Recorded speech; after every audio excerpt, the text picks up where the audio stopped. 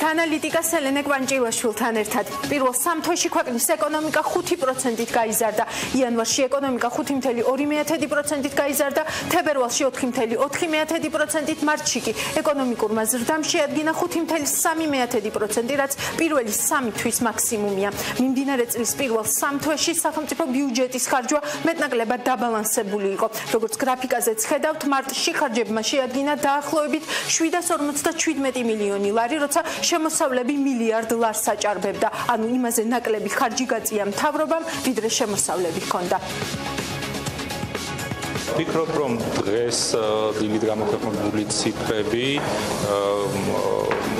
უფრო ადასტურებს იმას, რომ შესაძლებელი იქნება იმ ზრდის მიღწევა, რომელიც იყო გაცხადებული მთავრობის მიერ.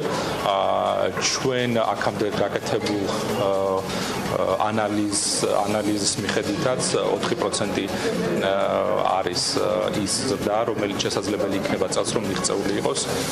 ჩვენ ასევე გავაახლებთ ჩვენ პროგნოზებს უახლოეს მომავალში. და ეს არის ლოგიკური შეჯამება იმ პოზიტიური ტენდენციების მნიშვნელოვანი ეკონომიკური პარამეტრების მიმართულებით, რაც ჩვენ წინა თვეებში გქონდა, კერძოდ ექსპორტის მიმართულებით, ტურიზმის მიმართულებით, საგადასახადო შემოსავლების მიმართულებით. უნდა აღინიშნოს, რომ 2017 წლის აპრილშიც მნიშვნელოვნად მაღალი არის ბიზნესის აქტიურობა, თუ ამას ვიმსჯელებთ საგადასახადო შემოსავლების დინამიკის მიმართულებით, ჩვენ ამ თვეში ველოდებით 18%-იან ზრდას წინა წელთან შედარებით საგადასახადო შემოსავლებისას. ეს ყოველივე არის შედეგი იმ ეკონომიკური პოლიტიკის, რაც მთავრობის მიერ გაჟღერებული იქნა 4 პუნქტიან გეგმაში. სექტორულ ჭრილში გვაქვს ზრდა შემდეგი მიმართულებებით: დამამუშავებელი მრეწველობა, მშენებლობა, სასტუმროები და რესტორნები, უძრავი ქონება და ვაჭრობა. ასევე ზრდაზე დადებითად მოქმედებს საგარეო ფაქტორების გაუმჯობესება, როგორიცაა ექსპორტი. მოგეხსენებათ 2017 წლის ამ თვეში ჩვენ გვქონდა ექსპორტის 30%-იანი ზრდა. დადებითად მოქმედებს ზრდაზე ისეთი ფაქტორები, როგორიცაა ფულადი გზავნილები, სამ თვეში გვქონდა 22%-იანი ზრდა, ასევე ტურიზმის მიმართულებით კვლავ ზრდა გრძელდება, რაც სასიხარულო ფაქტორია. კერძოდ ვიზიტორების რაოდენობამ 2017 წლის სამ თვეში გადააჭარბა 1.2 მილიონ ადამიანს.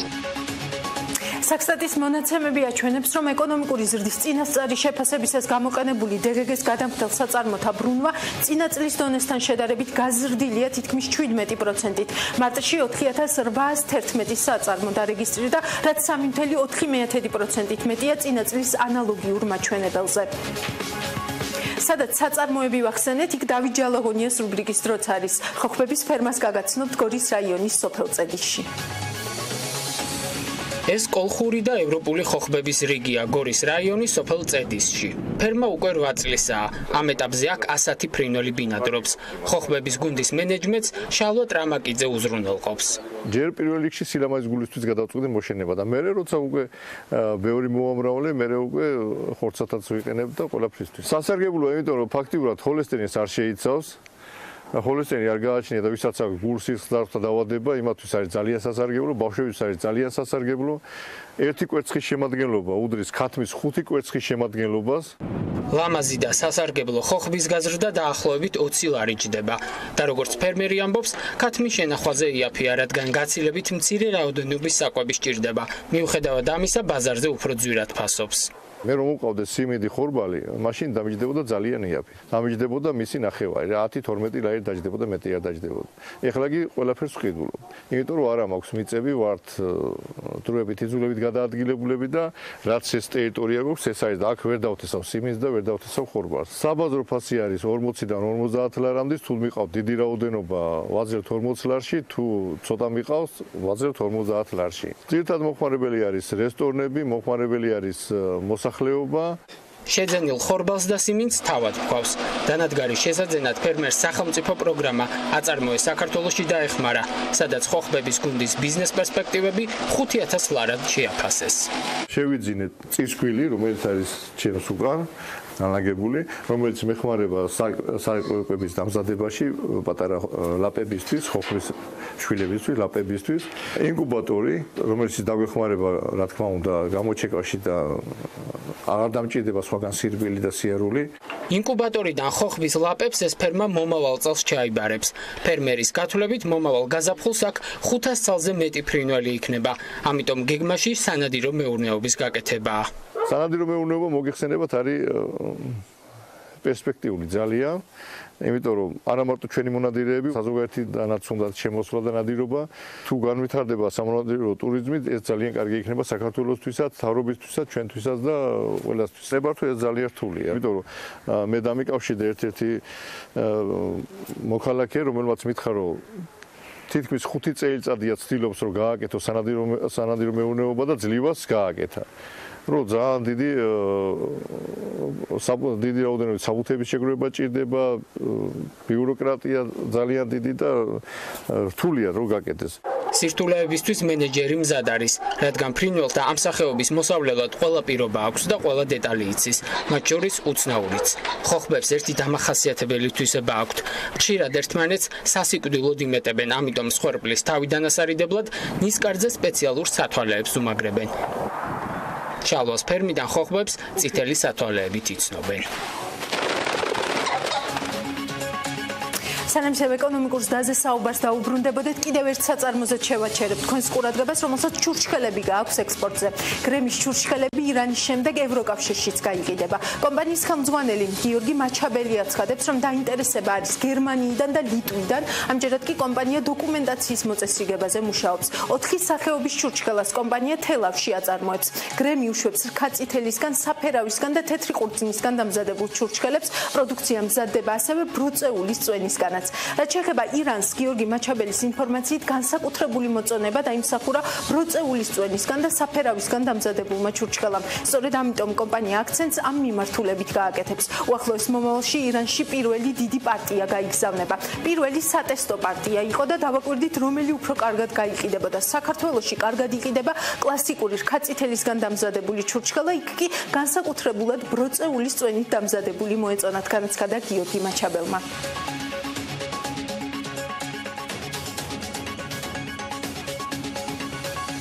ეკონომიკური ზრდის შესახებ კომენტარი ევროპის რეკონსტრუქციისა და განვითარების ბანკის რეგიონალურმა წარმომადგენელმა ბრუნო ბალვანერამაც გააკეთა. მისი თქმით, EBRD უახლოეს 2 კვირაში საქართველოს ეკონომიკური ზრდის პროგნოზს გადახედავს. ბრუნო ბალვანერა ანალიტიკასთან საუბარში კონკრეტულ ციფრს ვერ აკონკრეტებს, თუმცა ამბობს, რომ ზრდის პროგნოზი სავარაუდოდ უფრო მეტად მაღალი იყო, ვიდრე ნოემბერში პროგნოზირებული 3.8%.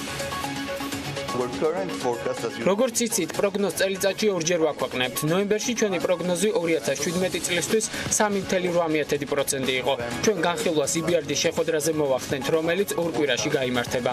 ასე რომ 2 კვირაში განსხვავებულ ციფრებს წარმოვადგენთ.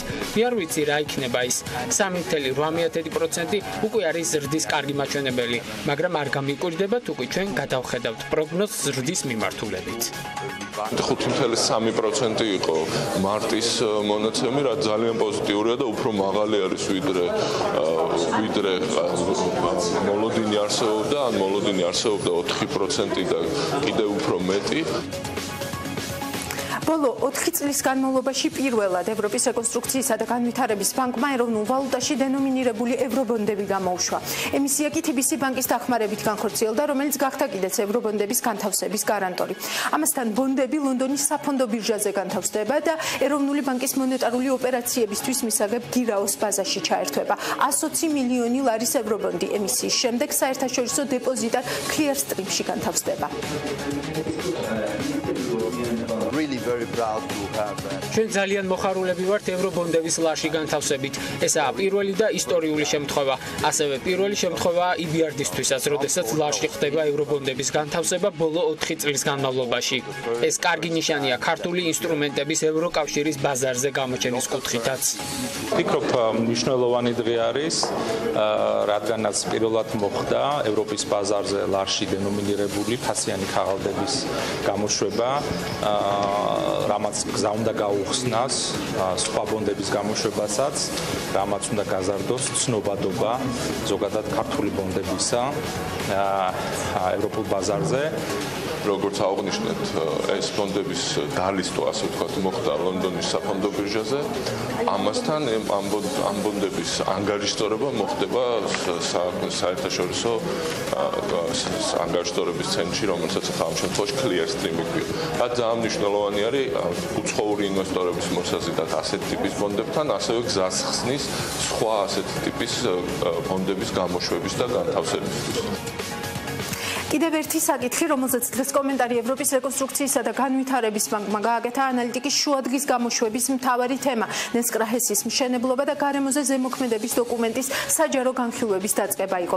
სიუჟეტით შეგიჯამებთ მთავარ მომენტებს და შემდეგ უკვე მოვისმინოთ ბრუნო ბალვანერას კომენტარიც. უნდა არის ასაცხოვობა, თუმცა აი ჩვენთან მაგალითად მოსახლეობის უმრავლესობა დადებითად არის განწყობილი აი ამ პროექტის მიმართ. თუმცა რა თქმა უნდა არის შეკითხვები და ეს ბუნებრივია. ეს განცხადება ჭუბერის მკვიდრმა ნესკრა-ჰესის პროექტთან დაკავშირებით გააკეთა. ასერთა სხვადასხვაობის მიუხედავად იკვეთება, რომ ადგილობრივების ნაწილი პროექტის განხორციელებას კატეგორიულად არ ეწინააღმდეგება, თუმცა აქვთ კითხვები. სწორედ ამ და სხვა დაინტერესებული ჯგუფების კითხვებზე პასუხების გასაცემად ინვესტორმა კომპანიამ თბილისში ღია დიალოგის ფორმატში პროექტის ბუნებრივი და სოციალურ გარემოზე ზემოქმედების შეფასების ანგარიშის საჯარო განხილვები გამართა, რომელიც EBRD-ის, ADB-ის, ევროპული საინვესტიციო ბანკის და სხვა საერთაშორისო ფინანსური ინსტიტუტების სტანდარტების შესაბამისად განხორციელდა. მიუხედავად ამისა, საზოგადოებრივი ორგანიზაციების წარმომადგენლებს წარდგენილ ანგარიშთან დაკავშირებით კითხვები მაინც აქვთ და მიიჩნევენ, რომ წარდგენილი ანგარიში ქვეყნის და მოსახლეობის ინტერესს არ პასუხობს. მნიშვნელოვანია, რომ სახელმწიფოს ჰქონდეს პოლიტიკა, ეს პოლიტიკა იყოს გაცხადებული, იყოს გაწერილი და ყველა ის კომპანია, რომელიც იღებს გადაწყვეტილებას, რომ შემოვიდეს ქვეყანაში, ამ განაცხადით ის უნდა მისდევდეს ამ წესებს და რამთავარია პროცესი უნდა იყოს გამჭვირვალე. აქ აწოლვა იმისი გარემოსდაცვის ინტერესი უფრო დიდია თუ ეკონომიკური ინტერესი, ვფიქრობ, არასწორია.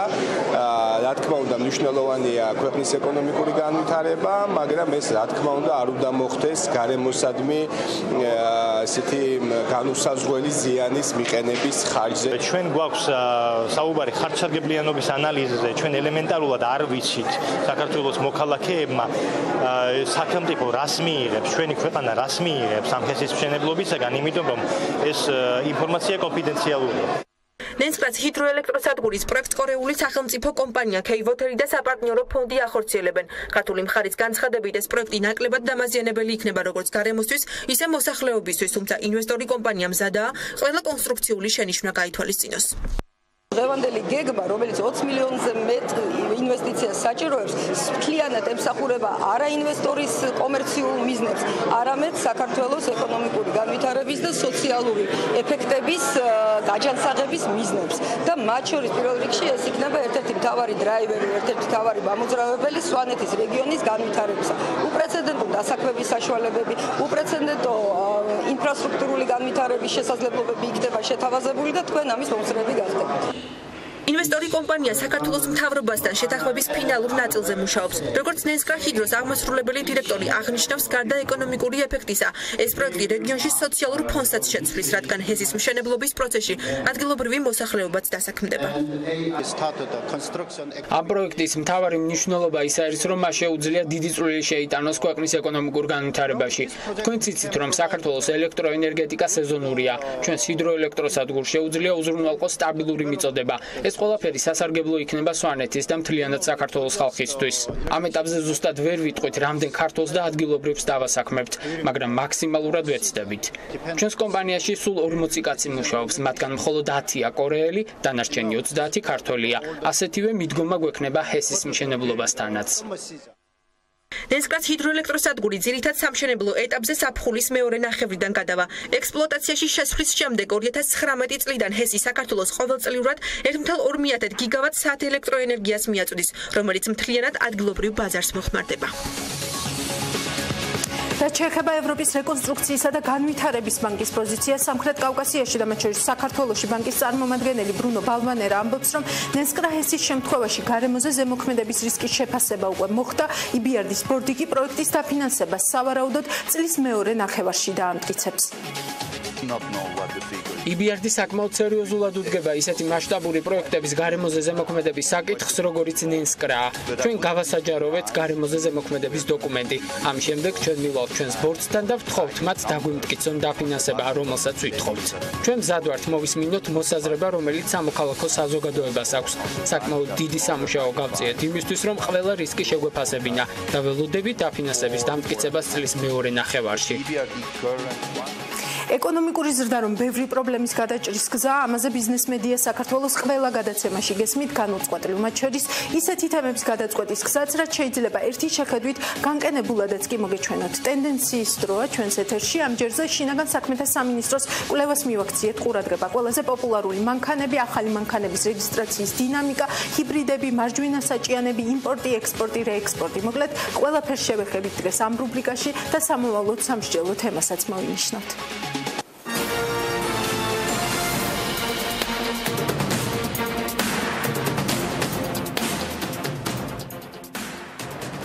საქართველოს ქუჩებში მილიონზე მეტი ავტომობილი გადაადგილდება. მხოლოდ 2016 წელს ქვეყანაში ავტომობილების რაოდენობა 88,000-ით გაიზარდა. როგორია დღეს საქართველოს ავტოპარკის შემადგენლობა და რა ტენდენციებზე დაკვირვების შესაძლებლობა გვაქვს ავტომობილების იმპორტ-ექსპორტ რეექსპორტის მიმართულებით.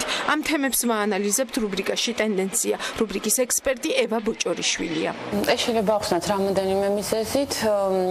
ერთი არის ის, რომ დაბალი შემოსავლების პირობებში ჩვენი მოქალაქეებს ერთადად შემოყავთ შემოყავდათ იაფი მანქანები იაპონიიდან და მთავრობის სხვადასხვა ინიციატივიდან გამომდინარე მარჯვენა საჭიანი მანქანების აკრძალვასთან დაკავშირებით შესაძლებელია უფრო მეტმა შეიძინა ეს ავტომობილები და კიდევ ის რომ მაღალი უმუშევრობის პირობებში ჩვენი მოქალაქეების ერთ-ერთი დასაქმების წყარო არის ძღოლად მუშაობა და ესეც უბიძგებს მოქალაქეებს რომ იყიდონ უფრო მეტი ავტომობილი. საქართველოს შინაგან საქმეთა სამინისტროს მონაცემებით ავტოპარკის 91% 2007 წლამდეა წარმოებული. 3 წლამდე ასაკის ავტომობილები ავტოპარკის 2%-ზე ნაკლებს შეადგენს. 3 წლამდე ასაკის ავტომანქანებიდან 2016 წელს ყველაზე მოთხოვნადი იყო Toyota, რომელსაც მოსდევს Ford, Hyundai და Mercedes-Benz. წლების მიხედვით საქართველოში მოძრავი ავტომობილების გადანაწილებაში პირველ ადგილზე 2005 წელი ლიდერობს. ამ წელს გამოშვებული 160,000 ავტომობილი მოძრაობს ქვეყანაში. 110,000 ავტომობილით მეორე ადგილზე 2004 წელია.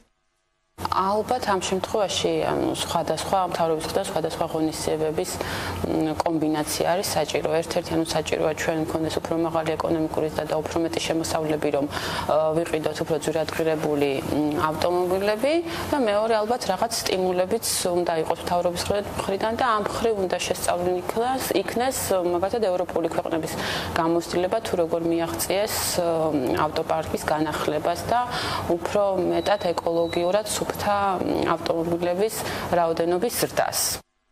ავტოპარკის თითქმის 82%-ს მსუბუქი და მსუბუქი მაღალი გამავლობის ავტომანქანები შეადგენს. მათი უმრავლესობა რუხი, ვერცხლისფერი და თეთრია. სამგზავრო ავტომანქანების წილი საქართველოს ავტოპარკში 4,9%-ია, ხოლო სატვირთოების 8%-ზე ოდნავ მეტი. მსუბუქი ავტომანქანების უმრავლესობა სედანის ტიპისაა, თუმცა 2016 წელს უფრო მოთხოვნადია ჰეჯბეკი ძარის ტიპის ავტომანქანები. თითოეულ ავტოსატრანსპორტო საშუალებაზე მოქალაქეთა ხვედრითი წილი რეგიონების მიხედვით 3-დან 5-მდე მერყეობს.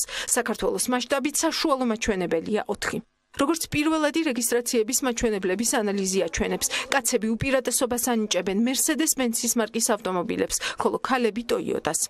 2016 წლის განმავლობაში პირველადი რეგისტრაცია გაიზარდა 5%-ით, ხოლო ექსპორტ-რეექსპორტი შემცირდა 17%-ით. შინაგან საქმეთა სამინისტროს სტატისტიკის მიხედვით, ახალ ავტომობილებში პირველადი რეგისტრაციების რაოდენობამ 27%-ით გადააჭარბა ექსპორტ-რეექსპორტის რაოდენობას. აქ შეიძლება გამოვყო ორი ძირითადი მიზეზი, რასაც ვფიქრობ, რომ ხსნის ამ სტატისტიკას. ერთი ეს არის, რომ მოსახლეობის მაღალშემოსავლიანი ფენა ანიჭებს უფრო ახალ მანქანებს უპირატესობას და ასევე სამთავრობო სექტორი, როდესაც აკეთებს ავტოპარკის განახლებას, აქ ძირითადად ხდება ხოლმე ახალი მანქანების შესყიდვა. 2016 წელს საქართველოდან ექსპორტ-რეექსპორტირებული ავტომანქანების უმრავლესობა კვლავ სომხეთსა და აზერბაიჯანში გადის. თუმცა აზერბაიჯანში გაყვანილი ავტომანქანების რაოდენობა წინა წელთან შედარებით 62%-ით შემცირდა, ხოლო სომხეთში გაყვანილი ავტომანქანების რაოდენობა 25%-ით. სტატისტიკა აჩვენებს, რომ 2016 წელს იმპორტის მოცულობა 4.7%-ით გაიზარდა, ხოლო ექსპორტ-რეექსპორტი თითქმის 17%-ით შემცირდა. დეკემბერში იყო იმპორტის, ხოლო ოქტომბერში ექსპორტ-რეექსპორტის მაქსიმალური მაჩვენებელი. ზოგადად ბოლო პერიოდში მანქანების იმპორტის ზრდა შეიძლება ახსნათ, რომ ნოემბრის ბოლოს გახდა ცნობილი, რომ მანქანებზე აქციზები იზრდებოდა და ამან უბიძგა იმპორტის ზრდას შეუწყო ხელი და მეორე მხრივ ჩვენ ვხედავთ, რომ ექსპორტიც იზრდება მანქანებს, აი მათ შორის მარტშიც ჰქონდა 2017 წლის მარტშიც ჰქონდა მანქანების რეექსპორტის და შეგვიძლია ვივარაუდოთ, რომ ეს ნაწილობრივ მანქანების იმპორტის ზრდა იხსნება მანქანების რეექსპორტის ზრდით. რაც შეეხება იმპორტირებულ ავტომანქანებს, მათი 18% დიზელის ძრავიანია, 0.8% აირზე მომუშავე მანქანების იმპორტზე მოდის. იმპორტიორ ქვეყნებში ლიდერობას ინარჩუნებს იაპონია. იაპონიიდან იმპორტი 2016 წელს მთელი იმპორტის 45% იყო. საინტერესოა მარჯვენა საჭიანი ავტომანქანების იმპორტის დინამიკაც. 2016 წელს მთელი იმპორტის თითქმის 39% შეადგინა. მარჯვენა საჭიანი ავტომანქანების რეექსპორტი 37%-ით არის შემცირებული და საერთო რეექსპორტის 8%-ია. ასევე საინტერესოა, რომ თითქმის 4-ჯერ არის გაზრდილი ჰიბრიდების იმპორტი, რაც მთელი იმპორტის 5.7%-ს შეადგენს. 2016 წელს იმპორტირებულია 34 ერთეული ელექტრომობილი. ეს აიხსნება, ანუ ჰიბრიდული ავტომობილების იმპორტის დაიხსნება იმით, რომ საწვავზე ფასების მომატების პარალელურად უფრო ეკონომიურია ჩვენი მოქალაქეებისთვის და მეორე მე როგორც ვიცი არის ის, რომ ეს ძირითადად ეს ჰიბრიდებით შემოდის ძველი ავტომობილები და მათი ფასი, ანუ საერთაშორისო ბაზარზე გახდა ამჯერად უფრო ხელმისაწვდომი ჩვენი მოქალაქეებისთვის. შინაგან საქმეთა სამინისტროს სტატისტიკა აჩვენებს, რომ ავტომობილების 89% ფიზიკურ პირებზეა რეგისტრირებული, 11% კი იურიდიულ პირებზე. იურიდიული პირებიდან წამყვან ადგილზე სამთავრობო იურიდიული სუბიექტები იმყოფებიან. ავტომობილების მოდელების მიხედვით ქვეყანაში ყველაზე გავრცელებული ავტომობილი Opel Astra. ქვეყანაში 55,000 Opel Astra მოძრაობს. საქართველოში ყველაზე გავრცელებული ბრენდებიდან 2016 წელს დიდი მოთხოვნაა Toyota-ს და Mercedes-Benz-ის მარკის ახალ ავტომანქანებზე. მათი ზრდის დინამიკა წინა წელთან შედარებით შესაბამისად არის 75 და 30%. BMW-ს, Ford-ის და Opel-ის მარკის ახალ ავტომანქანებზე მოთხოვნა შემცირებულია. ზოგადად მოძველებული ავტოპარკი ქვეყნისთვის არის პრობლემა. ეს საფრთხეს უქმნის როგორც ეკოლოგიას, ისე ადამიანების უსაფრთხოდ გადაადგილებას და მიანიშნებს იმას, რომ ჩვენ გვაქვს დაბალი შემოსავლები. მაგრამ ამ პრობლემის მოგვარება ერთი ხელის მოსმით არის ძალიან რთული. ვფიქრობ, რომ ამ შემთხვევაში ყველაზე საუკეთესო საშუალება არის, რომ ჩვენ გავზარდოთ ჩვენი ეკონომიკა, გქონდეს უფრო მაღალი შემოსავალი და ჩვენთვის ხელმისაწვდომი იყოს უფრო ძვირადღირებული და უსაფრთხო მანქანები და ასევე მთავრობის მხრიდანაც უნდა იყოს სხვადასხვა ღონისძიებები, რომ ხელი შეუწყოს, რომ ეკოლოგიურად უფრო სუფთა მანქანების მომრავლება საქართველოში. როგორც უკვე გითხარით, საქართველოს ქუჩებში მილიონზე მეტი მანქანა მოძრაობს და მათი რიცხვი იზრდება. საცობში დგომა კი არავის გვიყვარს. რა უნდა იყოს სახელმწიფოს პოლიტიკა, ავტომფლობელების მეტი რეგულირება თუ დამატებითი საგზაო ინფრასტრუქტურის მშენებლობა. ეს უკვე ცალკე საუბრის თემაა. ასე რომ სამომავლოდ სამშველო თემაც მონიშნულია. ჩვენ კი განვაგრძობთ გამოშვებას მთავრობამ საჯარო მოხელის მივლინების ხარჯების ანაზღაურების და კომპენსაციის ოდენობის განსაზღვრის წესი დაამტკიცა. დადგენილების მიხედვით მოხელეს, რომელსაც გზავნიან სამსახურებრივ მივლინებაში, სრულად უნდა აუნაზღაურდეს სამივლინებო ხარჯები. დაზუსტებული განმარტების მიხედვით ხარჯები გულისხმობს როგორც გზავრობას, ისე საცხოვრებელი ფართობის დაქირავებას და საჭიროების შემთხვევაში ვიზის მიღებისთვის გაწეული ხარჯების ანაზღაურებასაც. თანამდებობის პირებს უნაზღაურდებათ ქვეყნის ფარგლებს გარეთ სამსახურებრივ მივლინებასთან დაკავშირებული კავშირგაბმულობის, ტრანსპორტის დაქირავებისა და წარმომადგენლობითი ხარჯებიც. საფხული გვიახლოვდება და შემდეგი ამბავის გვასთან გვაახლოვებს. ქობულეთის შემოვლით გზაზე საქართველოში ერთ-ერთი ყველაზე გრძელი ხიდი შენდება. სოფელ საჩინოსთან საქართველოში ყველაზე გრძელი სახიდე გადასასვლელის ვიადუკის მშენებლობა ახალი ტექნოლოგიით მიმდინარეობს. ხიდის სიგრძე 1180 მეტრი იქნება. საავტომობილო გზების დეპარტამენტის ინფორმაციით, ქობულეთის ზღვისპირა ზოლის განტვირთვისთვის ქობულეთის შემოვლითი გზის პირველი მონაკვეთის მშენებლობა დასრულდა და ამ ეტაპზე მეორე 18 კილომეტრიანი მონაკვეთის მშენებლობა მიმდინარეობს. ქობულეთის შემოვლითი გზის მეორე მონაკვეთის მშენებლობის ფარგლებში სულ 15 ხიდი აშენდება. მათ შორის არის ხიდები, რომელთა მშენებლობაც ახალი MSS ტექნოლოგიით ბურჯებზე მოძრავი სისტემის ყალიბის გამოყენებით ხორციელდება.